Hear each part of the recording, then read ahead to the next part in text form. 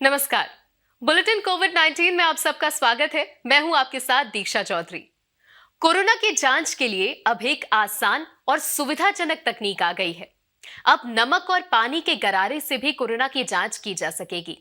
वैज्ञानिक एवं औद्योगिक अनुसंधान परिषद यानी CSIR के नागपुर स्थित राष्ट्रीय पर्यावरण अभियांत्रिकी अनुसंधान संस्थान यानी कि नीरी ने स्वदेशी रूप से विकसित सेलाइन गागल RT-PCR तकनीक केंद्रीय MSME मंत्रालय को व्यवसायिक इस्तेमाल के लिए हस्तांतरित कर दी है। ICMR इस तकनीक को पहले ही मंजूरी दे चुका है। इस तकनीक में नाक और मुंह से सैंपल देने की जरूरत नहीं होती है, बल्कि इसमें नमक के पानी से भरी एक साधारण ट्यूब का उपयोग किया जाता है। रोगी ट्यूब में भरे इस घोल से गरारे करता है और उसे ट्यूब के अंदर डाल देता है, जिसके बाद इस ट्यूब को प्रयोगशाला में ले जाकर इसकी जांच की जाती है। इस तकनीक में नमूने लेने के लिए किसी प्रशिक्षित कर्मी की जरूरत नहीं पड़ती है, बल्कि रोगी खुद ही अपना नमूना एकत्र कर सकता है। इतना ही नहीं, इस तकनीक में महज 3 घंटे में ही परिणाम प्राप्त किया जा सकता है। CSIR नीरी के मुताबिक इस तकनीक के हस्तांतरण से इसके व्यवसायीकरण और निजी एवं सरकारी समेत सभी सक्षम पार्टियों को इसके उत्पादन का लाइसेंस प्राप्त करने में मदद मिलेगी।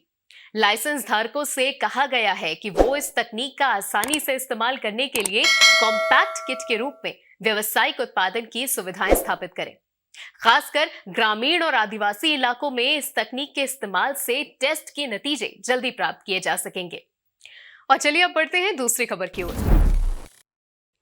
देश के दूर दराज के इलाकों में अब कोरोना वैक्सीन की डिलीवरी ड्रोन के जरिए की जा सकेगी। नागरिक उड्डयन मंत्रालय और नागर विमानन महानिदेशालय ने भारतीय आयुर्विज्ञान अनुसंधान परिषद यानी ICMR को अंडमान निकोबार द्वीप समूह, मणिपुर और नागालैंड में वैक्सीन के वितरण के लिए ड्रोन का इस्तेमाल करने की सशर्त मंजूरी दे दी है।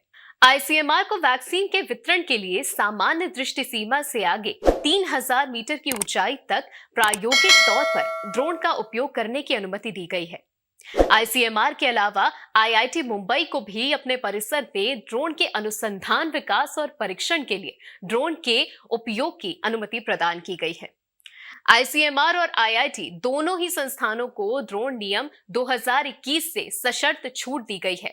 ये छूट इस्तेमाल किए जाने वाले वायु क्षेत्र में अनुमति से जुड़े नियमों और साथ ही शर्तों के अधीन होगी और उस वायु क्षेत्र के लिए मिली अनुमति की तारीख से 1 वर्ष की अवधि या अगले आदेश तक वैध होगी।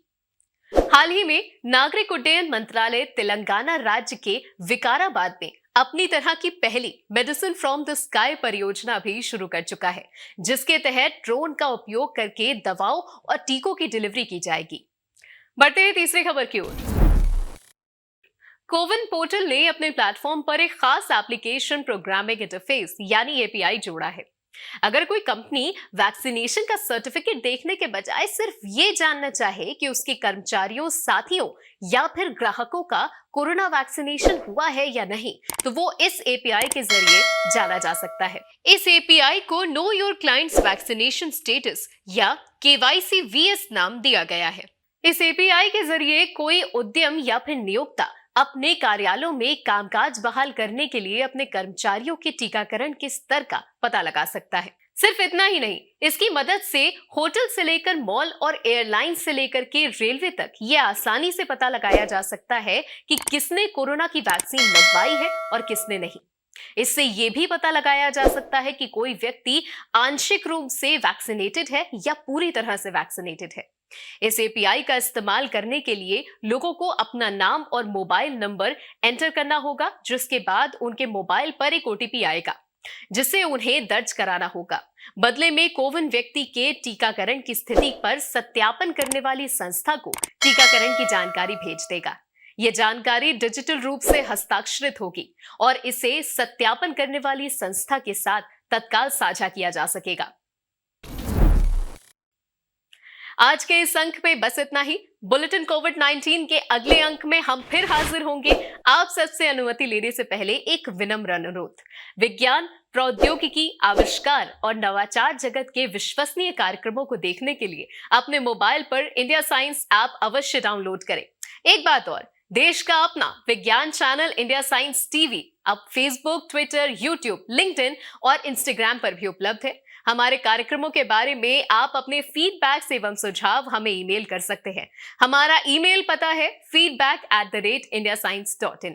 इसी के साथ अपना बहुत ख्याल रखिए और हमें दीजिए इजाजत। नमस्कार।